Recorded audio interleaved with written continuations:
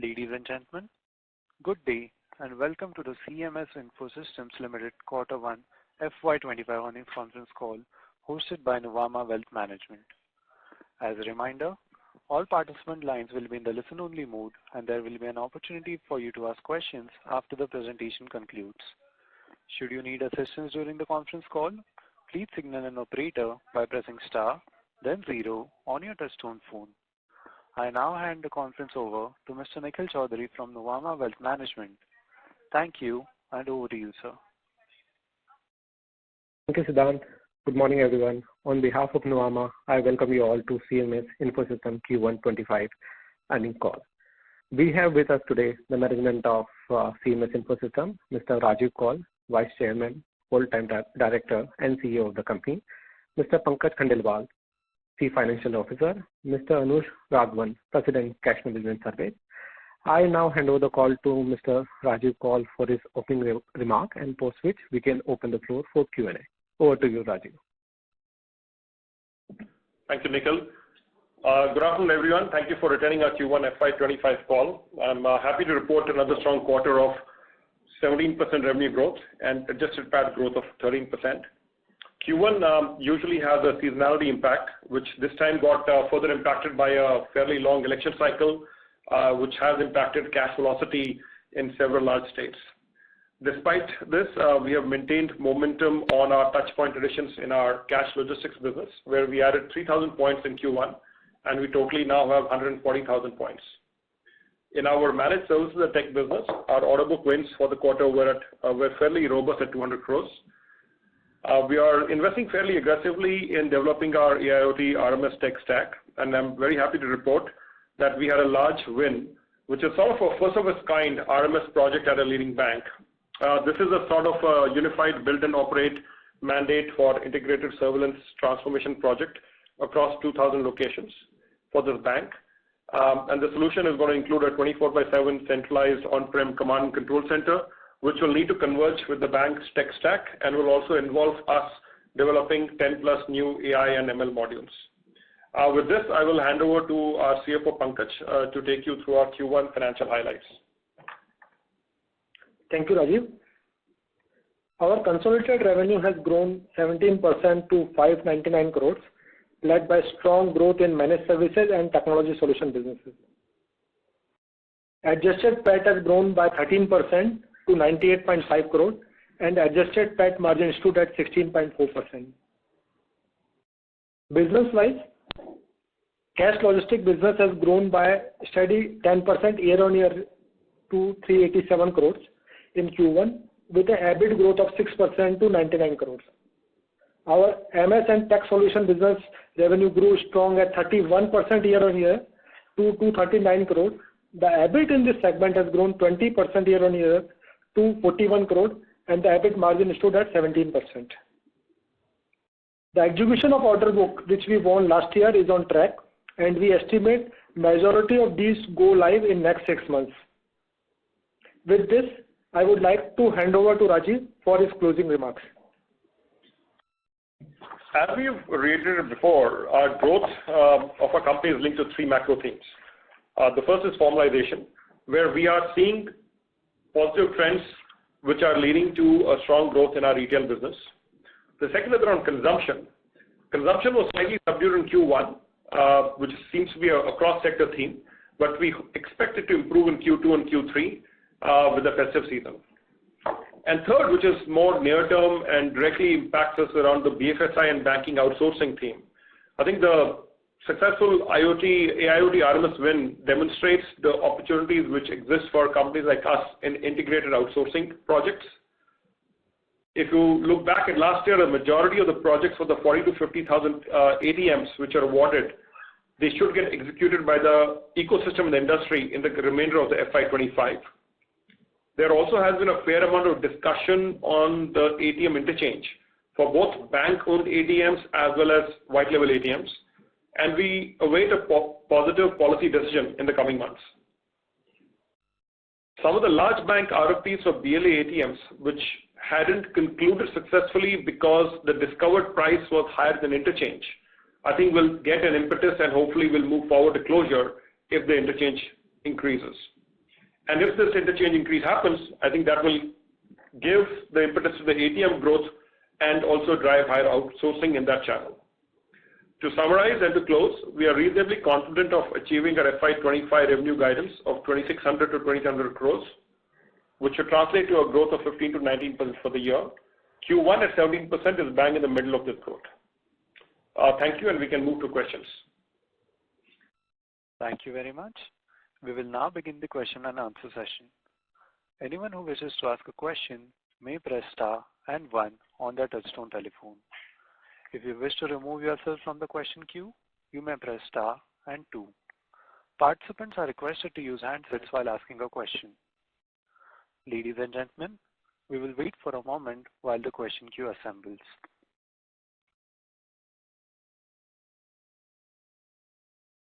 The first question is from the line of Divyanshu Mahavar from Dalal & Broacha Stock Broking Private Limited. Please go ahead.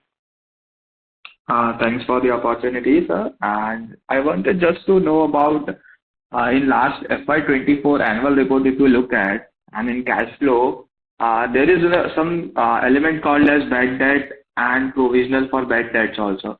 It is amounting about 90 crores, and last year it was something called 98 crores. So how do you look this and what actually it tells us? Because every year we are looking that this amount is around 80 to 90 crores we are writing off. So what not going forward it should reduce or it should be same as it is there? Okay, so just before we answer the specific question, this is Rajiv. I just want to, we did a fairly exhaustive FY24 end of year call exactly 2 months ago, where we had a detailed presentation, lots of Q&A. For anyone who's new to these calls, I would sincerely request you to please go through that Q&A. It will help answer a lot of our questions. Nothing dramatically has changed in our answers or life in the last 2 months. Coming specifically to the risk cost and the provisioning, I think we have guided, whatever guidance we have said, I think we have said that this number was roughly 5.1% in FY23, and we have said that this should be around the 4.5% in FY24. This is a number which you can't forecast with any accuracy in the future. Therefore, we hope to work hard to make sure that our provisions remain in that range in the coming years. So is it right to assume that the implementation of cassette swap will reduce this provisioning? Yeah. See, look at our business. Our business is fairly complex. Cassette swap isn't 100% of our revenue, right? There are many service lines. In the revenue lines where we are linked to ATMs and cash bills, a cassette swap will lead to reductions. We have seen the reductions. Actually, if you see the trend line for FY23-24, we've already seen a reduction. Will this number be zero? No, never. Okay, sir. And sir, last question is that can you give us an update on the bullion management that we are coming? So what is an update on that? Is it we are going to launch it this year or somewhat? Any sort of update? I would recommend you to listen to our FY24 end of the year call. I think we have talked about the facts of the incubation, and we look to grow it. It's a very small business right now. We are incubating it internally. If there is anything material which changes from a growth strategy or M&A, we will come and update you. Okay, no problem. Thank you, sir. Thank you. Ladies and gentlemen, in order to ensure that the management is able to address questions from all participants, please limit your questions to 2 per participant. The next question is from the line of Nihal Shah from Prudent Broking. Please go ahead. Hello, am I audible? Hello? Hello? Yeah, we can hear you. Please go ahead. Yeah. So my question was about the margins in managed services. So it has come down from around 18.6% to 17.1%. So for cash management business, I can understand that this year this quarter the activities were low because of elections, and also the economies of scale would not have been played out. But what was the reason for lower margins in managed services? Yeah. So Q1, the EBIT growth of the MS business is around 20%. As you might be aware that we are relatively new entrant in the managed services business, which we have mostly incubated internally and scaled to 800 crore in FY24. This is a large TAM, and we'll try to balance growth and margin.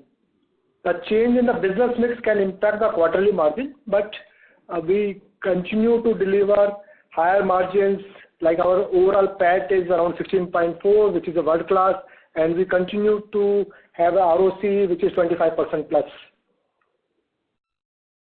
Okay, and another question was regarding the mix in revenue of managed services, as I guess reached our target of around 35-40%. So will it go to 50-50 till FY27, or we think it'll be stable at this 60-40 kind of a juncture?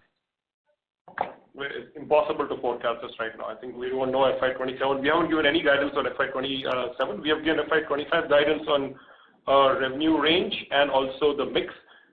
We had expected to reach 40% revenue contribution from MS and Tech by FY25. FY24 end, we are at 39%. We think we'll be at the 40% range now, plus or minus 2-3%, very difficult to forecast right now. But FY27 is too early. We won't be able to give you that. We won't be able to give an idea on that. Okay, and so the AI OT business, there we won order of around 200 crore. Is that understanding correct? No, we said our overall order wins in the MS and Tech business are 200 crores. Oh, okay, sure. Thank you. Thank you for the clarification. Thank you. Ladies and gentlemen, before we take the next question, we would like to remind participants that you may press star and 1 to ask a question. The next question is from the line of Ankit Kanodia from Smart Sync Services. Please go ahead. Thank you for taking my question, and congratulations on good set of numbers despite the seasonally weak quarter. So my question is basically related to, as we see that the growth is clearly visible in the managed services and tech solutions, and we have ramped up the sales there significantly over the last few quarters and maybe a couple of years as well. But when I talk about cash logistics, and even in cash logistics, if I only talk about retail cash management, I would be really happy if you can share more detail as to how do we see us going through in this particular domain, and what is the competitive intensity here from a 2-3 year, 5-year perspective. How do we see ourselves in this business? That would be very helpful, sir. Okay, hi, Anush. I think as we've shared in some of our details already, I think our overall growth profile in the retail continues to be is very strong. We have some good tailwind and momentum there. A lot of that has come on the back of investing significantly in technology and creating a very strong sales team to focus on expanding the overall market. I think as we alluded to you in our previous call as well, out of the business point additions last year, a majority of them were from our retail cash management business. And I think we continue on that, right? When you see our first quarter, we've added 3,000 business points. So in terms of where that business is growing and how the growth prospects are, they continue to be very strong. Right now, I can't speak too much about the competitive intensity because I think what we are trying to do and create here is a very different and a unique, different approach.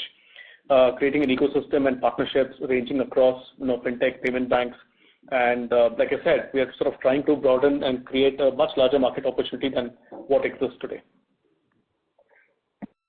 I mean, so it's a market where we have been, CMS has been a pioneer in the retail side of the market long ago, and I think we are driving fairly aggressive growth and market share focus in the business.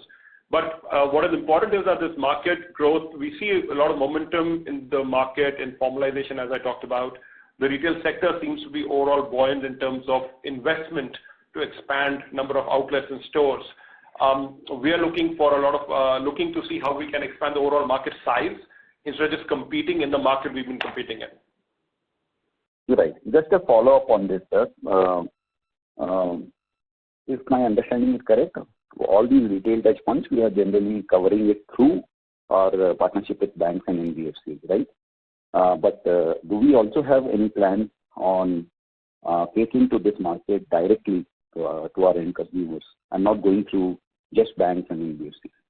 Do we have anything on those plans? Yeah, I think without getting too technical into the operational aspects, I think what I mean to say when we are talking about partnerships is, see, end of the day, we are a cash management company and a technology service provider. We are not a payments company ourselves, and we can't be doing settlement directly.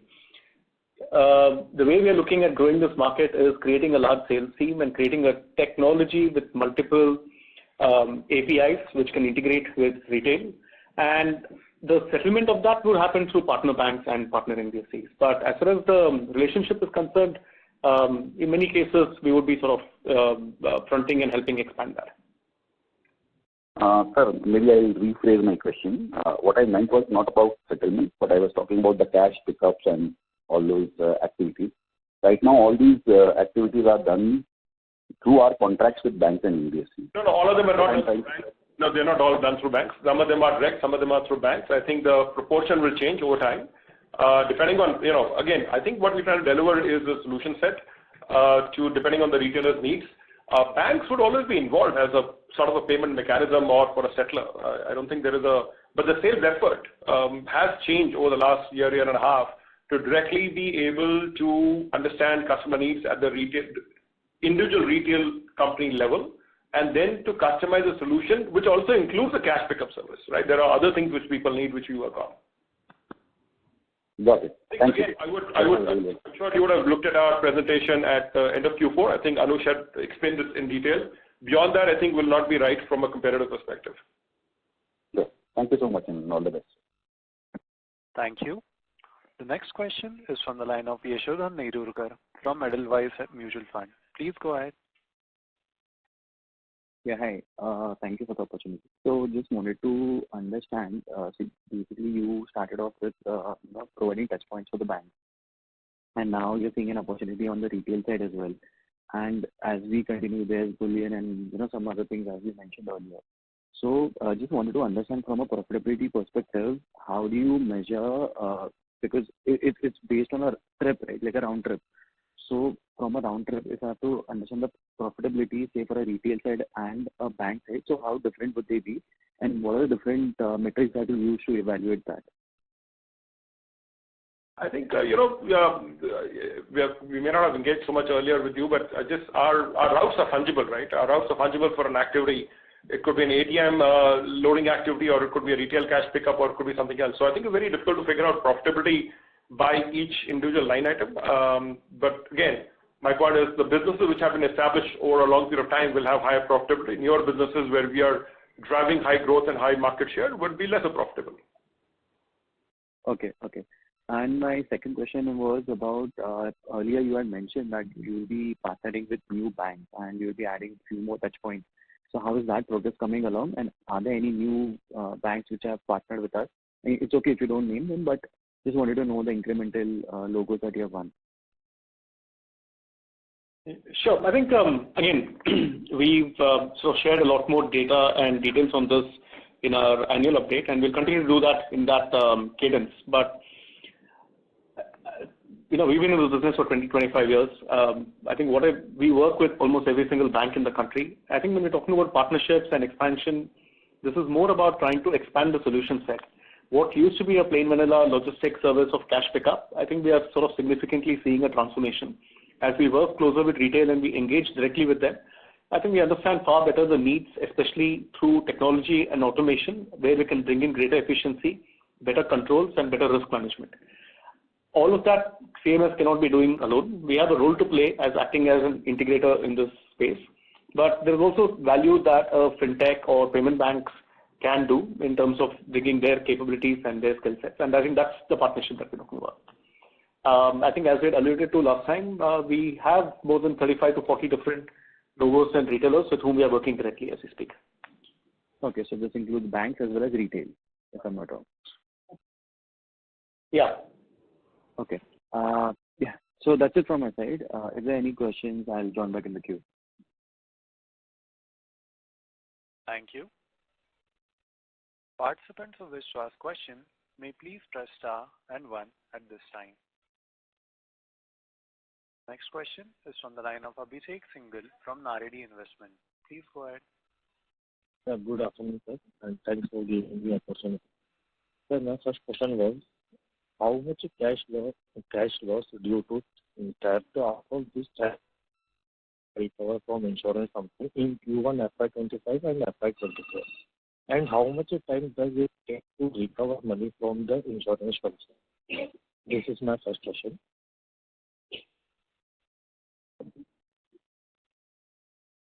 you want to finish all your questions and we can answer them? Yeah, second question, how much bad debt write-off in Q1 FY25? That's all. I mean, so I don't think we have any data on Q1 basis. These are numbers which are reconciled end of the year. We have given a half year and full year. That's the number where we are able to provide you on bad debts, provisioning, losses, and all that information. From the perspective of insurance, I think that's I don't think there's any track record we can tell you how long does it take. It's a case-to-case specific. We've been in this business for 20 years. I think it's a part and parcel of our business to be able to get a right insurance policy cover for our risk, and in case there are any bad incidents which happen, recover the money either from working with the police and investigation authorities or with insurance. And all the exact details are part of our annual report. I think that's if you read our annual report, you will have all the detailed information for the full year 24. Okay, and sir, I missed that number. What is our risk cost for FY24? Sorry, which cost? Risk cost? Roughly about 4%. Okay, thank you. Thank you. Next question is from the line of Franklin Moraz from Equintus Wealth Advisory. Please go ahead. Yes, so thanks for taking my question. So firstly, we have adjusted PAT margins of about 16.5%. So are we likely to, maintain the PAT margins at these levels? We have never given a PAT margin guidance. I think our only guidance since we have listed has been on revenue and revenue targets.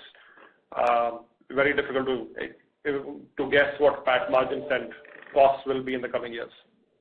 Okay. So in terms of our ESOP costs, I believe we are at 10 CR.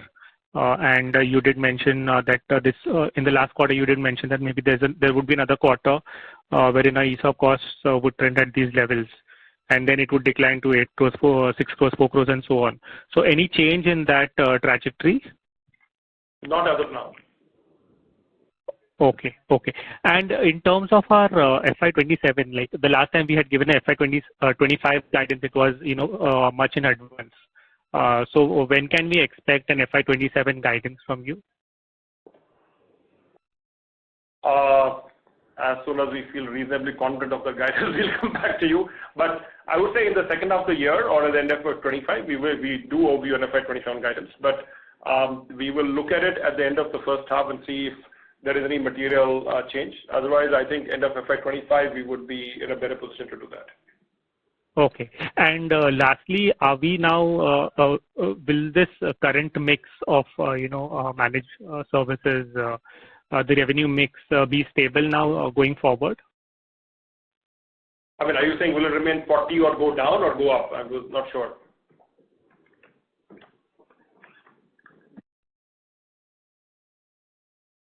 I mean, if you see the trend over the last 2-3 years of us reporting numbers publicly, the managed services business is overall growing at a far higher rate than our cash logistics business.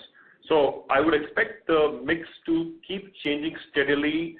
It was 70-30, 65-35, it's at 61-39. I think we'll get to 60-40, and already we are there. And I think this will steadily keep changing. I don't think it will be at a 60-40 is my sense.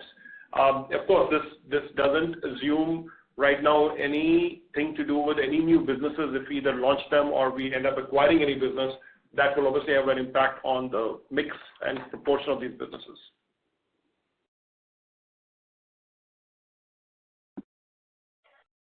Thank you. The next question is from the line of Harsh D from Kuber Investments. Please go ahead. Hi, thank you for the opportunity. My question is that as the contribution services business grows, are we considering changing the name of the organization to better reflect this business? Well, we take your feedback and advice seriously. We have evaluated this at different parts of our journey as a company. It is something which is something we are thinking about and working on. To reflect better, into the overall branding, but doesn't mean a name change or a positioning change. I can't tell you, it'll be premature. But our team is working on how do we communicate better about the type of company we are evolving into. So, your question and feedback is appreciated. Thank you. That's it from my side. Thank you. The next question is from the line of Neil from ValueQuest. Please go ahead. Yeah. So I just had one question. I wanted to understand how the company is thinking in terms of BLA going forward. So for the next 1 or 2 years, product sales in terms of absolute number, how would that directionally change for us in FY25 and 26? So, I'll try and just, it's a good question, and let me just use this opportunity to summarize what we have said at all stages. The BLA business is, it's named BLA but has various subcomponents. We currently do roughly about 5,500 ATMs in our BLA business, which will be a market share in India of around 5%. We do think that over the coming years, a lot of banks, when they outsource and revamp their ATMs, they will move to the BLA model. We will bid for those wherever we are feeling confident of the return profile. I think we've had a fairly decent return profile, and we'll focus on that. Increasingly, we are also seeing some banks move to a fixed price model instead of a transaction-linked price. If interchange increases, depending on competitive intensity, I think we are generally very cautious around any capital-intensive businesses. We've also stated that as a policy, we have given a direction that we will cap our BLA-oriented businesses at 15% of our overall revenue. I think today, I don't exactly know, I can't remember offhand FY24, but our overall BLA business would be 13%-ish or something of our overall revenue, out of which a reasonable part, I think 30% or so, 25-30% is likely to be linked to a fixed price model, which has got a more steady return profile than the variability which is linked to which is assumed in the transaction in BLA.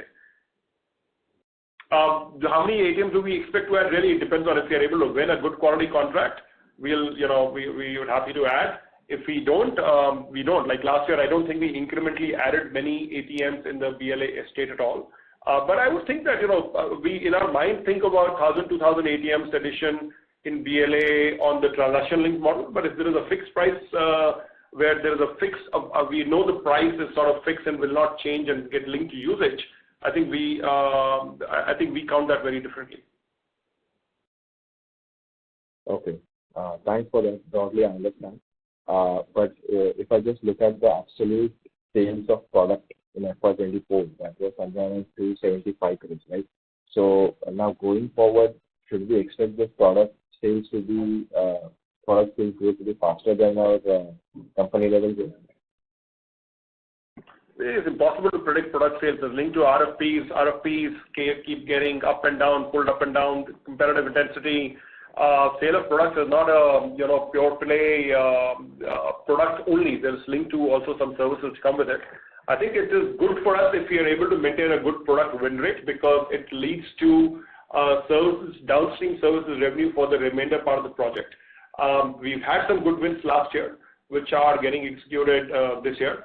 But I think, again, if I take this opportunity to remind people, because some of you are new to us, right from IPO time, we've been trying to, it's not a guidance, we're trying to set expectations saying that what you call product, is something around 5 to 10% of our annual revenue is usually what we try to keep it at. I mean, it's not something we'll not stop it if we win more. But I think if I look at the longer term trend, there will be some bad years, some excellent years, but 5 to 10% revenue is usually where this is at. Okay, got it. So just one clarification here. You mentioned that you are going to cap your BLA related business to 15% of revenue, which is about 13% currently. So that is 13% of managed services or the overall revenue you're talking about? No, of the overall company revenue. Okay, got it. Okay, thanks, and all the best. Thank you. The next question is from the line of Asim from DAM Capital. Please go ahead. Yeah, just one question on the BLA bit. So, like you said, banks are moving to a fixed price model versus variable. I'm just curious to know what exactly is changing that the banks are doing this. Is it the bargaining power? Is bargaining power coming to the BLA operators given capital deployment requirements, or maybe the industry is consolidating? or do banks anticipate higher footfalls at ATMs going forward and hence moving to a fixed price model? So, we are not a BLA market leader. We are not even in the top 3 or 4. We are the wrong people to give you guidance on this. I think there are other larger companies whose bread and butter is BLA. Overall, the way we think of it is, I think different banks have different outsourcing strategies and they change, right? The ones which we have seen moving to a fixed price model are looking at it. Think of it, a bank, why does the bank put an ATM? A bank puts an ATM to automate, to reduce the traffic at a branch and also to cut cost. So it's like a mini branch in some ways. And ideally, when banks put up branches, they're not looking always at profitability of a branch, they're looking at customer service. Similarly, some banks are focused on customer service and customer access, and therefore they don't necessarily want the vagaries of what a BLA model can do, where if things turn bad, then quality of service does logically get impacted. So I think they want to make sure that they have a far more stable customer experience, and they want to have a predictability of the cost, and therefore they move towards that model. That's what we try and advocate to people, that putting up an ATM is part and parcel of your operating costs. It's not something where you have to think about making it a profit-generating source or something. However, every bank has a different way of looking at it, right? So we can't argue with bank strategies. I don't think in any way ever is going to be possible that the whatever you call the balance of power. I mean, I'm sorry, in customers, vendors relationship, balance of power is always with customers, right? There's never with a vendor source, and I don't think anything has changed there at all. Okay. Just a second one then.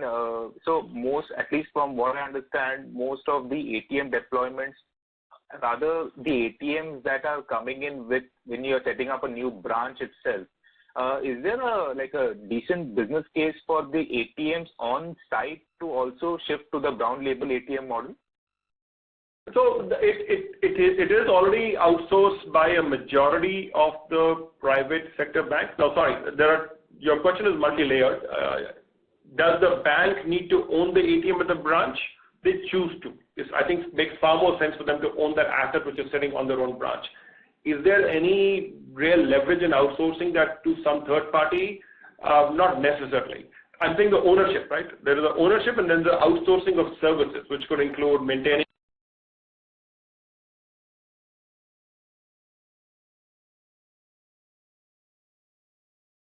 Thank you. The next question is from the line of Kunal Sharma from SP Capital. Please go ahead. Yeah, hi. Just wanted to check that in FY24 we had a capex of nearly 99 crore, right? So are we going to maintain a 200 odd crores as you highlighted in the previous call as well for the FY25?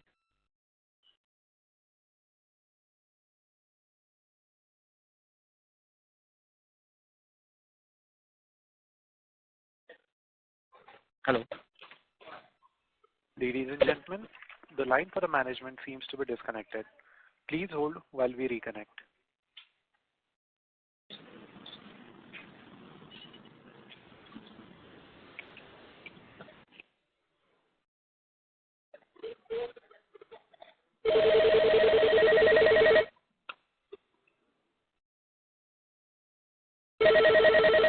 $425. Hello. Yeah, can you hear us? Yes, sir. Yes, sir. Okay, so if everybody can hear us, going back to the question, I think the public sector banks over time should logically outsource the branch-owned ATMs also. There are roughly almost 100,000 such ATMs which are not outsourced for cash management. How long that takes is a factor of time, but I think logically it's linked to the cost increases and how challenging it becomes to manage these ATMs over a period of time. Thank you, sir. The next question is from the line of Kunal Sharma from SP Capital. Please go ahead. Yeah. So just wanted to check that in the previous call we have guided the capex of nearly 200 odd crores. So are we going to maintain the same for the FY25 as well? Because we had a 99 crore in the FY24. No, we have guided to a 300 crore for this year. We said we do 200 crores average for over a block of 2-3 years, because last year was 100 crores roughly. Yeah. So therefore this year is likely to be the 300 crore range as of now. Okay, for the entire business, right? For the cash and the MS. Yeah. Yes, please. Okay. And one more question on in the PPT, I have just seen that for the FY24 to FY27 that you have highlighted the new business lines. So is that the same which is IIoT or IT, or do we have anything else to look forward in the business per se? So, we currently have 7 business lines. Some of them are relatively new, so hopefully they will expand and grow at a fast pace. We've also last year have talked about the same presentation or the earlier presentation talked about incubating a couple of new businesses around collection services and solutions, and also around bullion logistics. So that's I think what we refer to from in that slide which you're referring to right now. Okay. And last one more thing, as far as the capex, the order book is concerned, so roughly we have nearly, including quarter one order book, so we have roughly plus 2,000 crore order book, right? Yes.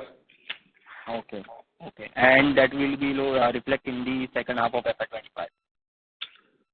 So the order book which we won in FY24, these projects are all technology-oriented projects. They have their own cycle of getting tested, approved, piloted, and then going live. As Pankaj, I think, talked about the fact that the majority of the orders we won in last year should go live in the next 2 quarters. Majority. It won't be 100% necessarily, but majority of them should go live in the next 2 quarters. Therefore, the revenue will start accruing after that. Understood. Thank you so much. Thank you. The next question is from the line of Pranay Jain from Deal Wealth Cap. Please go ahead. Yes, my question is on the retail cash solution that we are looking to launch this year. So just wanted to understand the progress on that front and what estimates do we have from this business contribution over the next couple of years?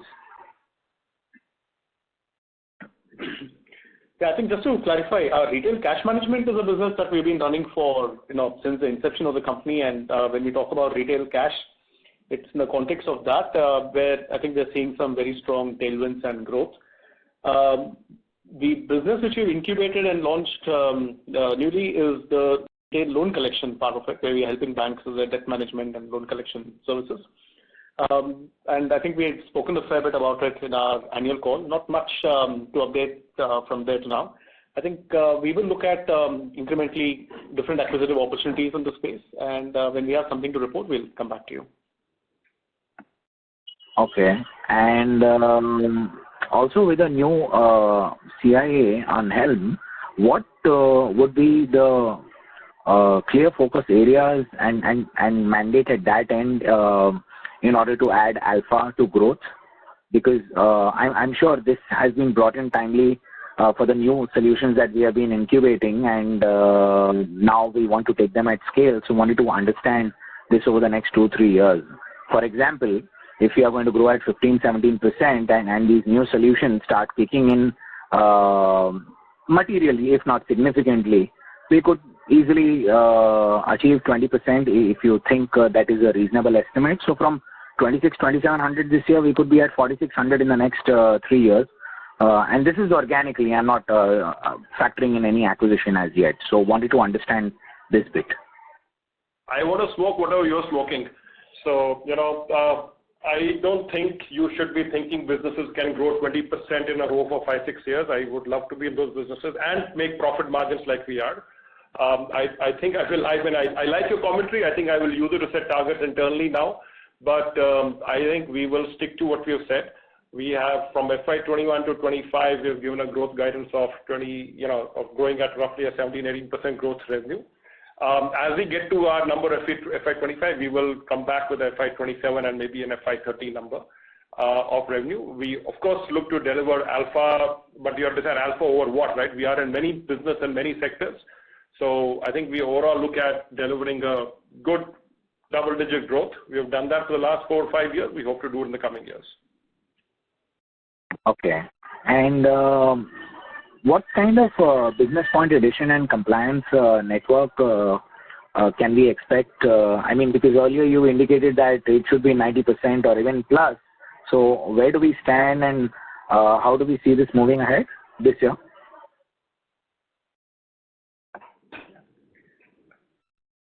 Yeah, I think, again, not much change in the last, since we, last update was 2 months back in May, and now not much change. Like we told you last time, I think 85% of the ATMs are compliant, and, I think that process is now more incremental and organic.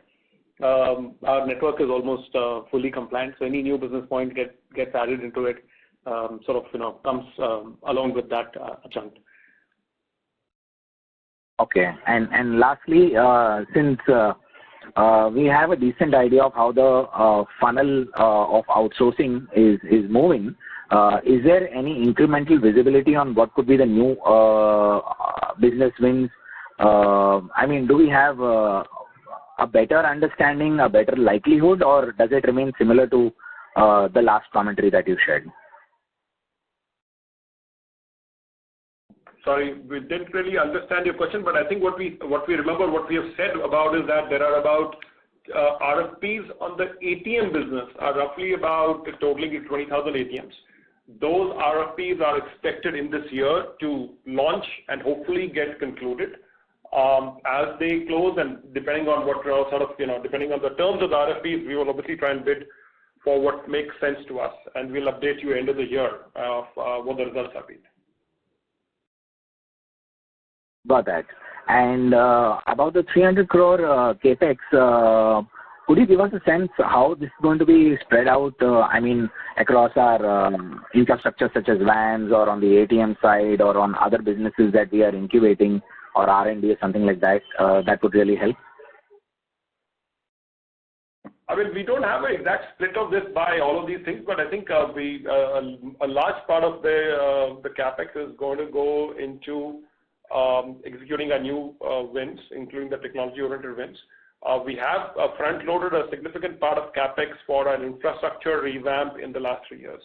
And I think for the next couple of years, I think the capex spend will be more linked, a majority of that, not all, will be linked to some of the new wins, and then obviously whatever we need to invest from a technology perspective. So predominantly it's going to be on the business execution and infrastructure, you meant? Yeah, I think a large part of this capex will be growth capex, and a very little, lesser portion will be on maintenance. Got that. And lastly, are we able to come closer to any identified opportunities to bolt on growth? You know the norms. As soon as we are close to anything, we will have to disclose it, and we will disclose those. All right. Thank you, and all the very best. Thank you. Ladies and gentlemen, that was the last question for the day. I now hand the conference over to Mr. Rajiv Kaul for closing comments. So thank you for your questions. I would again thank you for joining this call. Good steady quarter. We focus on FY25 number, wish us luck, and we'll talk to you in more detail at the end of H1 and our October cycle. Thank you so much. On behalf of Nuvama Wealth Management, that concludes this conference. Thank you for joining us, and you may now disconnect your lines.